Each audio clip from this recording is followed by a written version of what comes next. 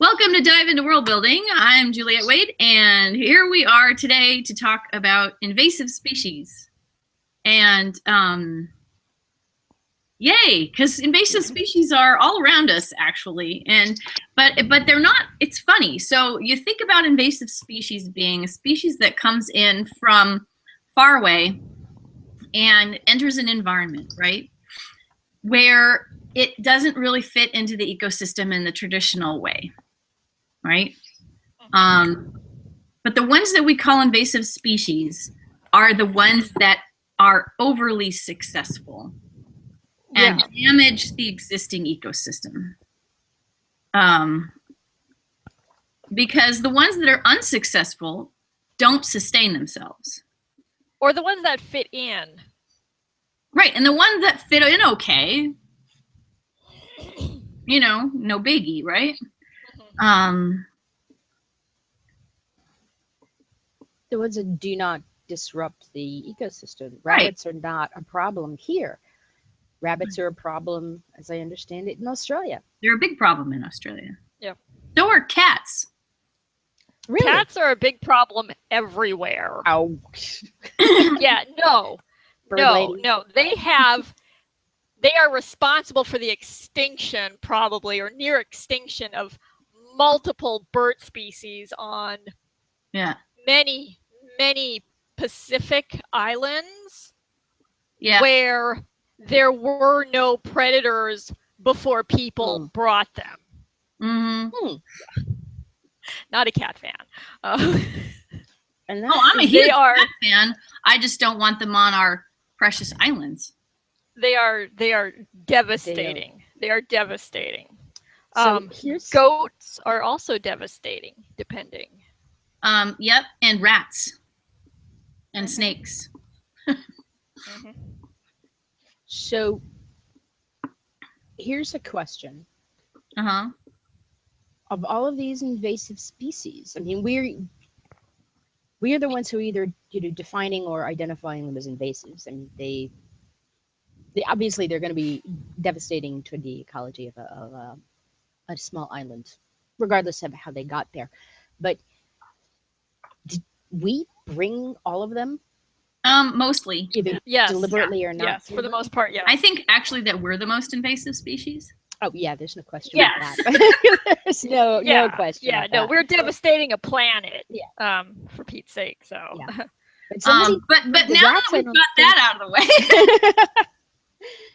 Well, yeah, because it's not just us doing the terrible things that we do in terms of digging things up. It's because we brought cats. Some cats were brought deliberately, I'm sure, and some cats were just stowed away on the ships. The rest that we brought without meaning to. So here's an example. Cane toads are a terrible problem in Australia. Horrible. And they were deliberately brought over to combat the insects that lived in the sugarcane fields in Australia when sugarcane was brought over. And they just ended up causing loads of trouble. And when my husband was a kid, friends of his would get their summer fun money by collecting cane toads and sticking them in the freezer, because that was the only way to kill them without damaging the environment, because they're toxic. So trapping them, sticking them in the freezer, and then selling them back to the local government. For bounty? Which basically was offering a ransom for cane toads. Yeah. Bounty, yeah. Yep. Okay, so the insects with the cane sugar, did those come with the cane sugar? Or were those local? I think they were Australian insects, but... Really? I thought they came with the cane. They might have. Some must have done. Yeah, you'd have to look that up. Yep. And sometimes you have a thing like, we had this weird bug. We had this weird bug that showed up in our house because it actually had it was a wood burrowing bug, and it had been in the wood of the house part. Like, we remodeled our house and we added some part to our house, and then one day there was like a hole in the wall because this thing had been in the wood and it came out, and we were like, "You are appalling. Now you must."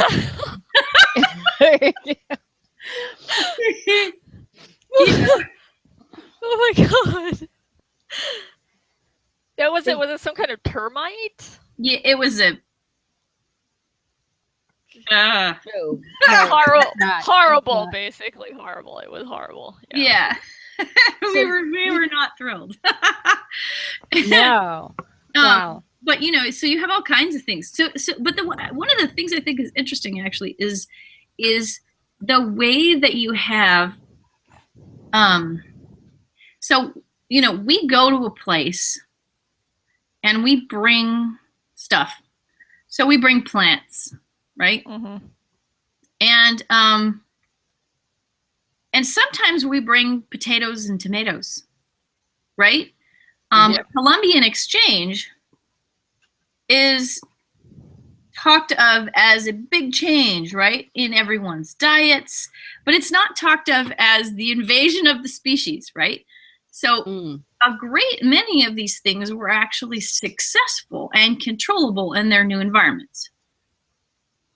But some of them were not, right? And so you're looking at stuff, I mean, potatoes and tomatoes and cocoa, right? It's astonishing, actually. It's astonishing how much diets were changed by the Columbian Exchange, because there is a ton of stuff, that originated in the Americas, and then traveled to the rest of the world, right? But then you have other things that are not so great, like kudzu, which was probably brought over because it looked pretty, and now it takes everything over. Decorative bamboo. Yeah. It's a grass. It'll grow quickly given the right conditions. It will grow quickly, it will grow tall, and it will be impossible to eradicate. Pampas grass is a big problem in California too. Interesting. I did not know that. Well, and you know what else is invasive is eucalyptus trees. Yeah, didn't they? Really? They planted those during the Great Depression for soil retention or something. They were brought in. Okay, so this is actually kind of okay. So you know better. This is what I know about it. Couldn't speak to whether it's all like eucalyptus varieties. Okay, but the main eucalyptus variety that exists currently in California and is so common all around the place was brought in from Australia because it was fast growing and they wanted to use it for railroad ties.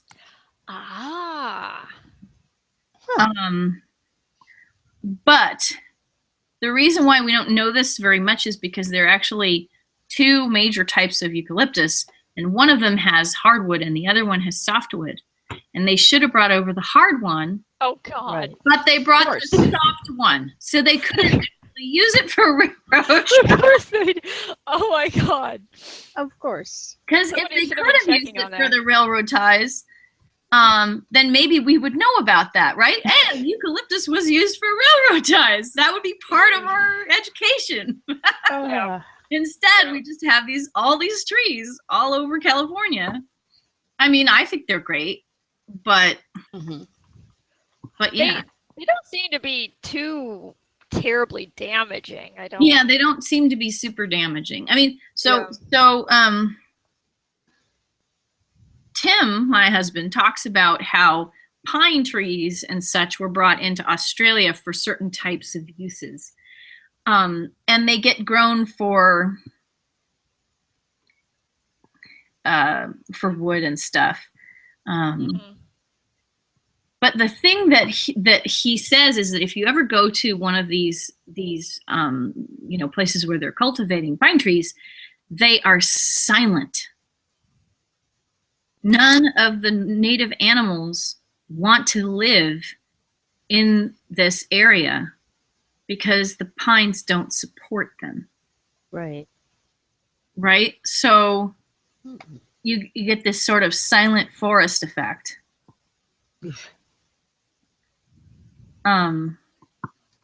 And you get that elsewhere too. Like, you have to be careful because, like, sometimes these organizations will go in and say, "We're going to plant a forest," woohoo, right?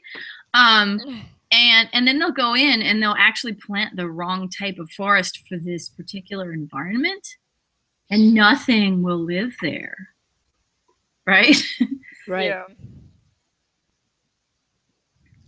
So the big issue is that they disrupt the ecology, Right. the local system. And To be frank, I think it would be really hard for us to survive on another planet because there's so many different kinds of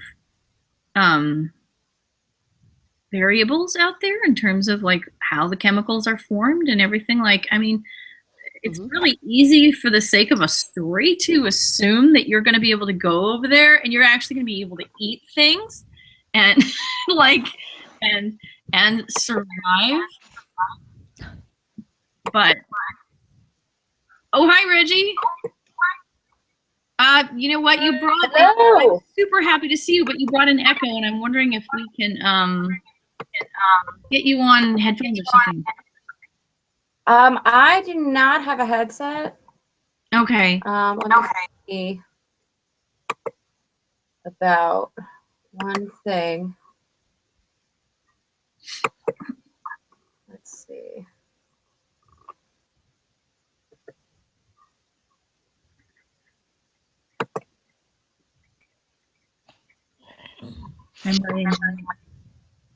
All right, we can mute me if we need to.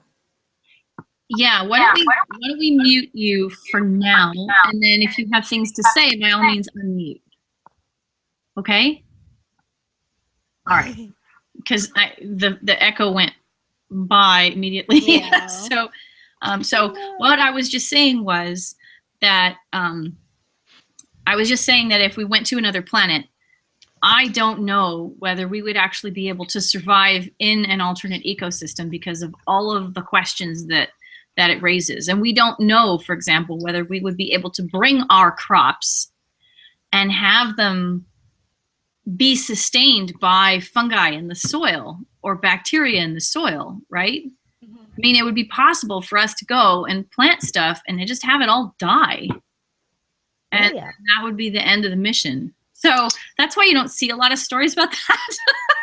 IFLS, I think it was, did a list the other day of 10 survival myths that can actually get you killed. And one of them was, if you're out, you're lost in the wilderness and you need food, if an animal can eat it, it's safe for you to eat. And here on Earth, no, that's terrible. just, it's not true. It is not true.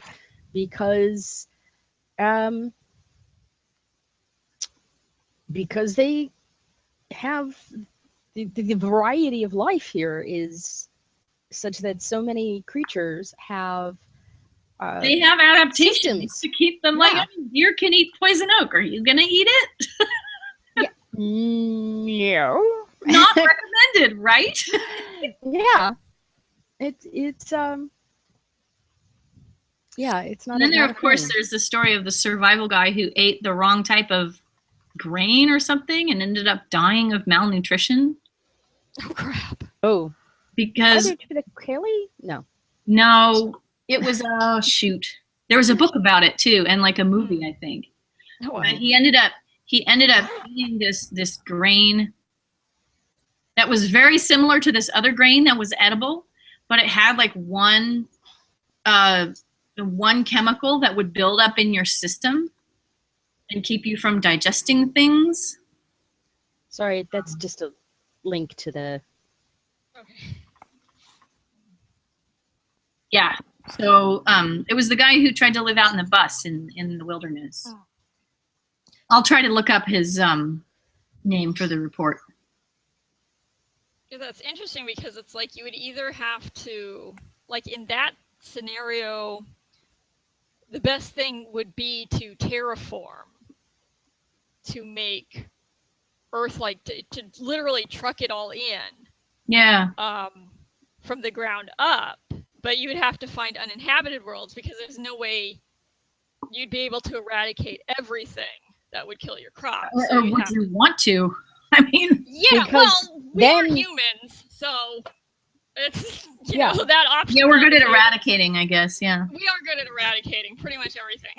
Yeah, that is so basic. But the other thing about that is that I learned some amazing things in Ottawa at the convention.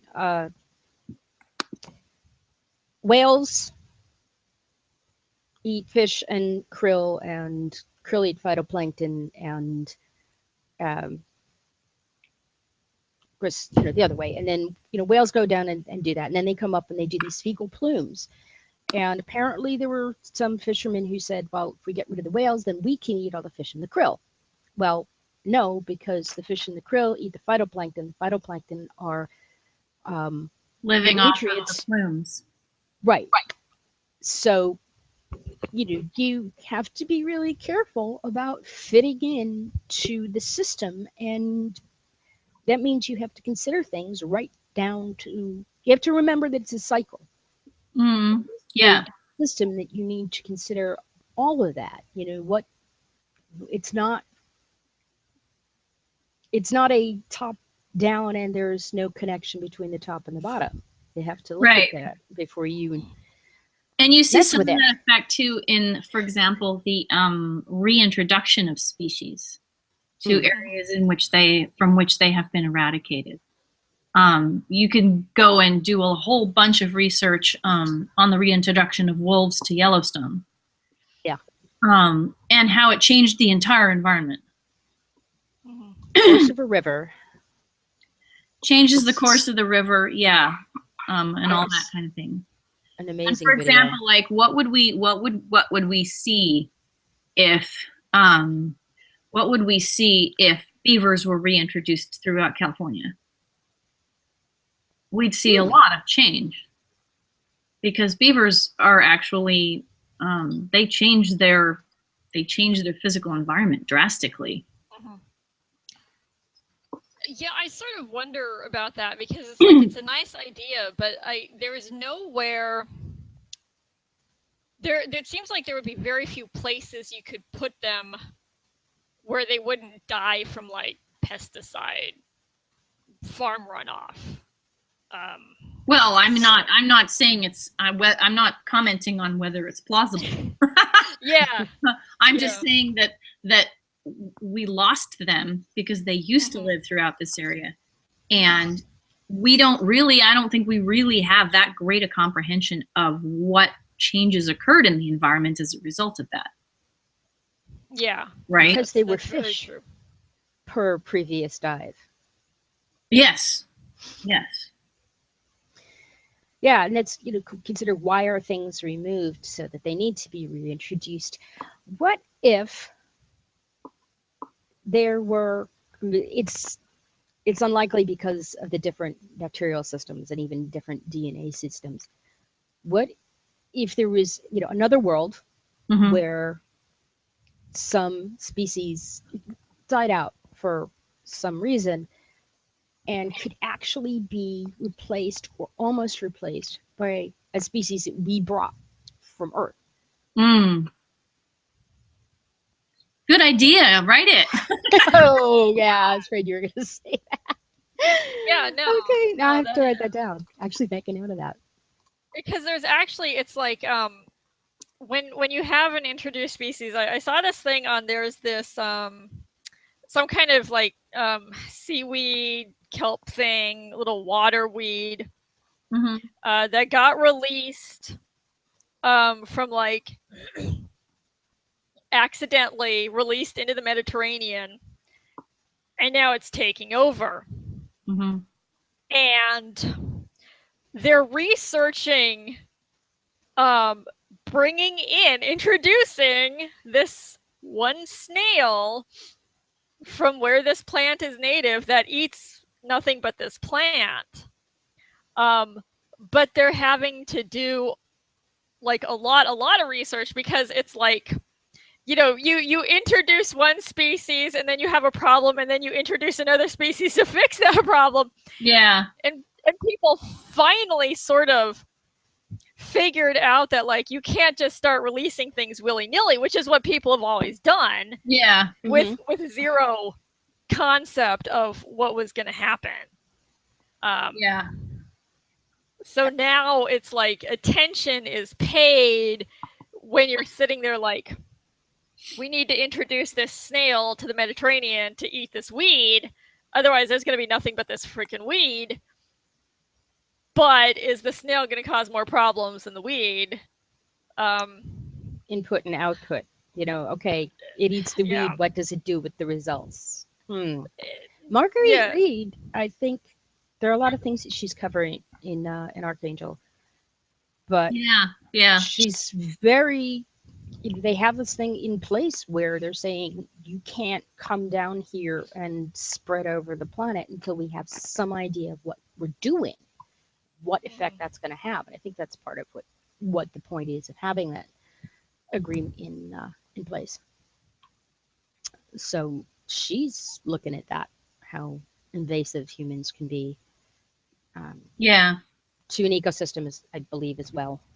Yeah, I recommend the book Archangel by Marguerite Reed. Definitely a very cool thing. There was, I believe Jay Werkheiser wrote a story called Contamination. That's also relevant to this. I mean, it's not the only, it has been taken up. This question has been taken up in fiction. So, But you know what? Where I've not necessarily seen it much in fantasy. Yeah. Where it seems like it would be rife with, like, you look at like the early days of exploration. Everybody's hauling around. The sailors would take their food, so they would take goats, they would take sheep, they would take animals. And they would leave them on these Pacific islands, right? Namely, like the Galapagos, right? Yeah. And then come back and there's like nothing but goats, and you killed all the tortoises, right? So now, so it's like you don't see that in fantasy where there's like something. Right, there are plenty of sailors, but not as many. Yeah. Yeah. So it's like, you don't see that. And I remember watching this other thing where there have been sort of larger scale programs in the Galapagos to eradicate the goats. And it basically just amounts to, flying around from a helicopter shooting goats. And that sounds horrible. But it's like, you have like at stake are these one of a kind tortoises. Yeah. Right. On the brink of extinction, and whereas there are a crap ton of goats in the world, Yeah. Yeah, that comes under the heading of cleaning up your mess. Yeah. Well, another species that you might not realize is an invasive species is the water buffalo in Australia. Australia is really taking a hit here. No, it has. No, they spend a lot of time isolated. paying attention to it too. Yeah. But Well, Australia I think it was like the first place where in modern history you had such radical examples of the damages done. Yeah. And that's why it became this almost lab experiment. To the continent's detriment, I think, but it is what it is, I guess. Partly, well, I mean, it is a delicate ecosystem, right? Yeah. It's a very big island, but it's an island. Yeah. It's not. It's no longer connected to the other continents, so the spread of things to balance things out. I don't know how that works. Well, really. and I mean, it's been I'm just it's talking. been disconnected from the rest of the world for a very, very long time, a lot longer Yeah. than the other places. So, But then we just brought people and deliberately brought things that we thought we wanted to this place without thinking about it, without even noticing or caring that there were people already living there, and other animals that were not useful to us, so we didn't care what happened to them. We just brought stuff willy-nilly, yeah. with zero concern for anybody, anything living there. And that continued yes, for quite Yeah. some time. So that is, I wonder if that's one of the bigger examples of a big space, because it is gigantic island, Yeah. Mhm. because the smaller islands just those become really obvious and don't take Yeah. really obvious, and I guess aren't. Yeah, I'm gonna stop talking for a minute. I think it's interesting. I mean, I'm thinking about fiction, and I'm realizing. So I've got I have an invasive species, but that's actually not an invasive species. I'll take that back. It's because of our definition that we gave up the front. My current novella has a species that isn't supposed to be on the grasslands, but is being cultivated on the grasslands because it's useful. The problem is that it would die if it weren't cultivated. Mhm. So it's not what I would call invasive, because it's not like it's going to start just cropping up and taking over the grasslands. But Yeah, if it's out it's competing this brush native and it plants. stinks really badly. And we find it useful because it means that the scouts of the enemy army are less effective because they scout with their noses. And so so we're going to make sure that we grow this plant, But what is suffering from the cultivation? What native things are suffering from the attempt to keep this stuff alive? It's hard to know. So I don't think they're thinking about it. I think they're thinking, Yeah. we're going to keep the other army from knowing where we are. I get there. I'm just I get that. I'm just wondering, in terms of invasiveness, because that is the invasiveness of the human here, Right. is that we don't think about. If you go to put something that isn't going to survive, what would we be killing in our yard if we actually tried really hard to grow something besides weeds in there? And it was funny. We had to weed our yard this winter, and it was the most amazingly massive weeding job ever. Because basically everything had gone to seed, and then we turned it over. We rototilled it. So it was coming up all the things, right? But one of the things that I noticed when I was out there working was that I was reluctant to weed everything out, because there was such a lot of life in the weed zones. Right? Because really what we were growing was meadow, right? I mean, yeah. So I wanted to make sure that the beneficial insects that came with the weeds didn't just leave my yard. So I actually left some zones where the weeds were alive, so that we could have some ladybugs, and it was helpful because, in fact, I didn't have much problem with aphids, which sometimes you can have if you've gotten rid of all of that stuff, So I wasn't upset. I was I wasn't upset that I didn't get rid of all the weeds. I was like, okay, this spot is for weeds. Yeah, like our back meadow. Let's see if we can get these little critters sort of, to thrive and sort of move out into the other plants that are here. And you could call it lazy, but no. I was trying to see if I could keep some of those insects in the yard. Yeah, that's good. Now we have a back meadow, which it isn't good to mow it just because the goldenrod does a job on the mower tires, but there's the goldenrod, and I don't know what all else is growing back there, but it gets very tall, and the deer like it. It's actually better for them than the front yard, though they like to sleep in the front yard too for some reason. I don't know your yard now. why they do that. It's like it's right on the road. You know, if we come up the driveway, I mean, it's not all the time, but sometimes you come up the driveway and the lights are on, and they might look at you. They might decide, oh, wait, maybe we should leave, and then I'll run across the driveway. Okay, we'll just sit here quietly until they're done, and then we can pull into the parking area. But the back meadow we keep because it's a safe place for them to curl up and sleep.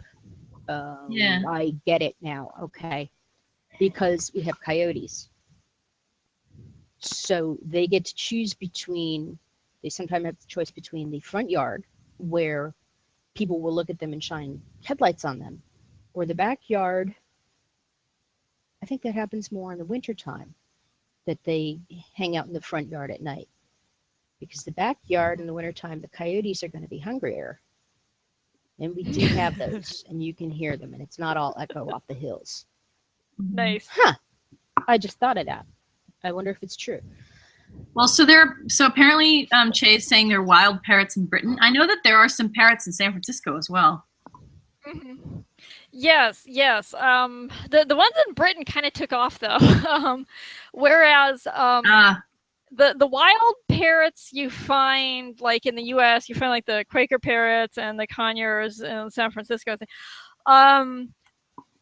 Those are most successful only in the city where there's constant food. They don't stray out into the wilderness. They're sort of a uniquely urban phenomenon, and they're not technically an invasive species. However, apparently, these Indian ringneck parakeets have quite a substantial flock in Britain, to the point where people want to cull them, and some people are like, no, let's keep them, they're neat. But they are crop pet. They eat, they're crop pests. They'll eat I think if you watch the video, they talk to a British farmer with a vineyard who's saying how it's sort of a race to get you have to race the parrots to get your harvest in, because you'll lose some several thousand pounds of grapes. Dang. To the parrots. Yeah, but it's just kind of an interesting story. And Sir David Attenborough's on it. And he's kind of supports the parrots. And even interestingly, like if you watch the video, if it's the right one, and it should be, the British farmer just sounds more resigned than angry. He's not like, let's kill the parrots. He's like, yeah, it's just, yeah, it's you really have to cute. be in, like, so for example, things like mint can be really invasive, which is interesting. Mint will take over your garden if you let it. One sprig. My mom gave us one sprig, and and now you'll never be rid of it. Well, actually, we moved away from that house. Oh, but here was the curious thing. I don't think it actually took over the entire yard, though it did take over the space around the back door where we planted it, because that's convenient for putting it in beverages. But it had to compete with the roses, the wild roses. Yeah. So that may be the only reason it didn't take over and carpet the entire yard. But yeah, it's it does that. It spreads. Yeah. But there are only so many mint juleps and mint teas you can. Well, my daughter hates mint, so there it is. Oh. The rest of us actually like it, but my daughter's like, get the mint away from me. Morning glories are Oh. overgrow in our area a lot. The other thing that is a weed is blackberries. Oh God, yeah. Yeah, those things are everywhere They're here. so hard to get rid of. They're impossible. Apparently, it's yeah. I think was it you who posted that article on where the blackberries came from in the Pacific Northwest? I could have. I post a lot of articles, but I know. I'm not sure if that was me. Well, it was interesting because it was, somebody again bringing in this non-native species, and it just got ridiculously out of hand, and now it's just this impossible to get rid of thing. Yeah. There's also Everywhere. gorse, I think, in the Pacific Northwest, isn't there? I don't know. Yeah. I'm not entirely sure what gorse is. Oh, well, if you've ever read British novels. Winnie the Pooh, Okay. it's a very prickly bush with yellow flowers, and there's a lot of horrible sticker things. And it grows a lot. I know it grows invasively on the Oregon coast, for example. Yeah, I could believe it. Yeah. But so let's think about now that we've listed all these different species. It's funny, sometimes people don't realize that a species is not native to the area, and they don't realize that it's an invasive problem. I mean, unless they're in a business that is directly impacted, or somehow that's their garden and they didn't want that, right? You might not realize that. But I think it'd be interesting to give some thought to what you could do with it in fiction. I mean, let's play for a second with this idea of invasive species in fantasy. Now, I guess you could say humans are an invasive species into the territory of dragons sometimes in fantasy.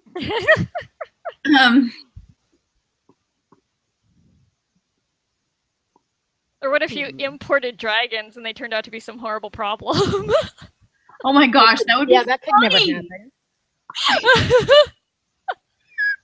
We never really looked at what happened to, what happened to the ecosystem of Pern when they made the dragons big. Yeah, right? Was there anything else? Well, I mean, because I think, okay. Yeah, I read two Pern, of Pern course, books. Strictly speaking, science fiction, but in junior high, yeah. But because they obviously they must have brought in sheep or something with them, because they had to feed those things something. I mean, anything that size is going to have to eat a lot. It's going to have huge caloric needs. So there has to be something that they're raising en masse. They had herd beasts and stuff. Yeah. Right. Okay. Yeah. So it's so that's another thing is the things that you bring in to feed the things you brought in. So Reggie, tell us your thought about the magic systems. I want to hear what you have to say. Can you unmute?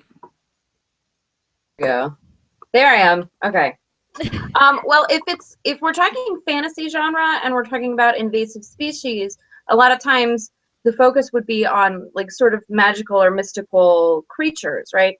So I would imagine that given the tropes in the genre, an invasive species that's particularly a fantasy animal would necessarily have changes or challenges to the magic systems, right? I haven't really thought this out. It's just as the topic came up, I was well, it would have to have some sort of impact there. And then I think if you dig around in stories that are fantasy and have a magical component, you can probably find examples of that. Right now I'm thinking of The Lost, I don't know if you guys saw that show on Netflix or Sci-Fi, Lost Girl. And she's a character who is there's this whole rule about how sort of fairy humans interact with humans, right? And like their entire political system and rules around magic and how things have to remain in balance. And the main character, the lost girl, so to speak, is this sort of orphaned hybrid between two different magical creatures within the system, but they're not, she's like an unknown quantity. And so a lot of changes around plot and what happens in the world and with the magical system centers around that kind of conundrum. So like you could sort of take stories like that and almost look at them as allegories for environmental problems like an invasive species. I mean, it's a little bit of a stretch, but I think if we could maybe explore that as, you know, a little bit more. Do you remember the My Little Pony episode about the really cute little buzzing thing? Oh God, yes. That was an invasive species. Yeah, well, yeah. Oh, or the Smurfs, the green Smurfs. Remember they're green and like really mean and they could only say one word and they just kept biting each other? There's that in the Smurfs.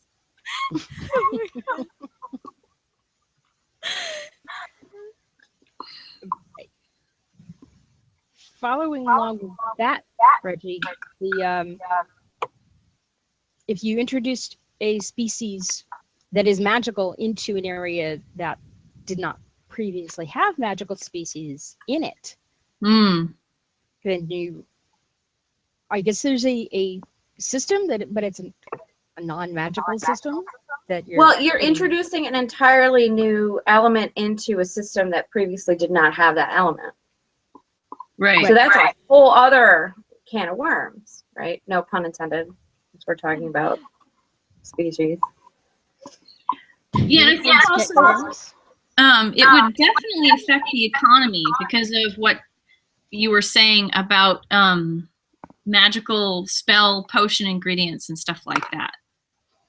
You know, like, I mean, I had a story called Smoke and Feathers where there was this witch and she was using dragon scales and tengu feathers for creating magic, and it was affecting her neighborhood in specific ways. Right. And if you don't have that, like the ecosystem, the environment changes when you introduce this magical influence, right?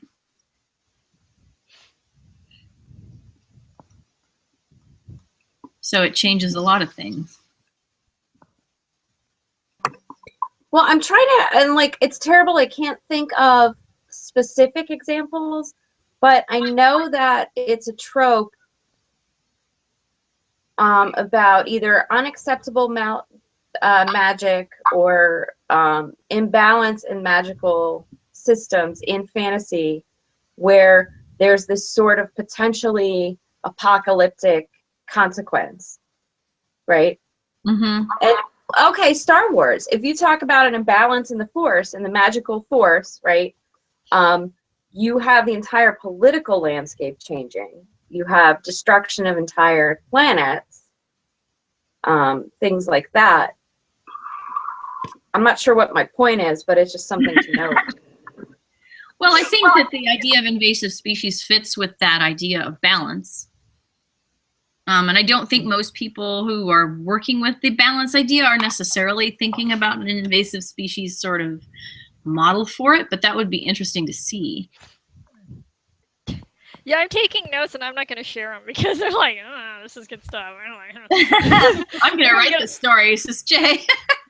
I'm going to write it out now. I've got like I said, I've got notes. I don't want anyone to steal them now. I'm like, oh. I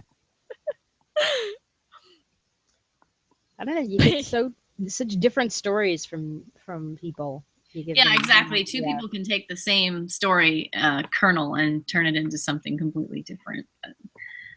Anyway, guys, I'm running out of energy here. So, okay. So even though we still have 6 more minutes to go, I'm gonna call a halt. But this has been really, really interesting, and I have no idea what we're talking about next week, but I do know that we have a really cool guest next month.